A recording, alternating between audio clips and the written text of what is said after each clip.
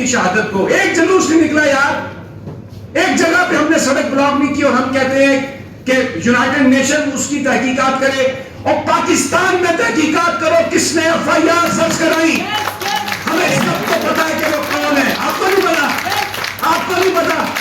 रोजाना दीगे पीछा करते हैं, कॉल्स आती हैं, पर्चे होते हैं, but we are story tellers, we are not the story. हम अपनी कहानी नहीं बताना चाहते। अब एक आखिरी बात करूंगा, मैं ज्यादा आप लोगों का टाइम नहीं लेना चाहता। अरशद शरीफ क्यों कत्ल हुआ, कभी इस पे गौर कीजिएगा। चौधरी एतजाज कहते हैं कि आजाद अदलिया का तस्वुर मुकम्मल तब हो सकता है जब आपको आजाद मंच जज मिल जाएंगे। आजाद सहाफत उस वक्त हो सकती है जब आपको आजाद मंच सहाफी मिलेंगे जो पीआर नहीं करेंगे, जिनके मुंह जो है वो हुक्मरानों को देख के बंद ना हो जाएंगे।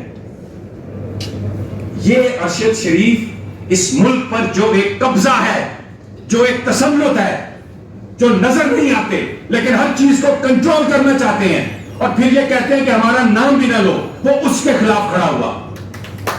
उन्होंने उसको इसलिए मारा, वो कोई किसी इंडिविजुअल का इशू नहीं था, इसलिए उसको मारा कि वो उसकी सोच को मारना चाहते थे। उसकी सोच आजादी की सोच थी, हकीकी आजादी की सोच। हम कल भी उसके सोच के साथ थे और मेरे दोस्तों, मालिक ने बिल्कुल ठीक कहा कि सब पे चले जाना और सब की तस्वीरें जो हैं वो दीवारों पे लग जानी है। हम भी अपनी जिंदगी बहुत गुजार चुके हैं, पता नहीं कौन सा दिन आखिरी है। कुछ लोग हमें कहते हैं कि हम इमरान खान के जाले, कुछ लोग हमें कहते हैं, कभी पहले कहते थे कि एजेंसियों के जाले, कुछ कहते थे कि ये उसके साथ हैं। मैं सिर्फ आखिर में ये बात कहूँगा कि हम वो जो ख्वाब देखा कायद आज़म ने हकीकी जिंदगी का, हकीकी आज़ादी का, जब मैं अमेरिका में था तो मैं जब गुजरता था वहाँ पे कांग्रेस जाने के लिए, तो वो जो सड़क है सुप्रीम कोर्ट अमेरिका की उसके सामने होती थी और मैं उसकी तरफ देखता था और मैं आपको अपने दिल से बता रहा हूँ, मैं सोचता था, मैं दुआ करता था कि अल्लाह कभी हमारी सुप्रीम कोर्ट को इतनी ताकत दे दे कि वो इस तरह फैसले करें। यहां पर जो इंसानों का कत्लेआम हो रहा है पाकिस्तान में, उसके ऊपर कोई बोले।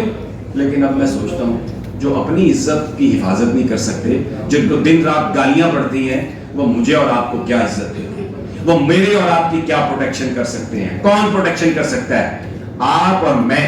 इख्तिलाफ खत्म करें, मुनाफकत खत्म करें और आज अहद करें कि जिसने अरशद शरीफ को कत्ल किया, उसकी सोच को कत्ल करने की कोशिश की, सबसे पहले जो पहला हमारा कदम होना चाहिए, उसकी मां जिनको एफआईआर में नॉमिनेट करना चाहती है वो एफआईआर को दर्ज करा लो। वजीर आजम को ये कहो कि एफआईआर दर्ज करो, उन लोगों में शामिल तफ्तीश करो। नहीं चाहिए हमें यूनाइटेड नेशन, हमें यूनाइटेड नेशन भी क्या है, वो भी एक पता नहीं किसका स्टूज है। हमारी ताकत हम खुद है, हमारा इत्तेहाद है और हमारा सच है। अगर आप एफआईआर दर्ज करा दें उन लोगों को जिनको नॉमिनेट अरशद शरीफ की मां ने किया है, तो आप अरशद शरीफ के कातलों को भी पकड़ेंगे और आप हकीकी आजादी की तरफ भी आगे निकलेंगे। Thank you very much. बहुत शुक्रिया। 4 एफआईआर ऐसी थी जिसमें मैं और अरशद शरीफ शरीक मुल्ज़म थे, गद्दार थे इस मुल्क के। और वो कहां पर एफआईआर दर्ज हुई? पशीन में, जहां पर इंटरनेट भी नहीं जाता।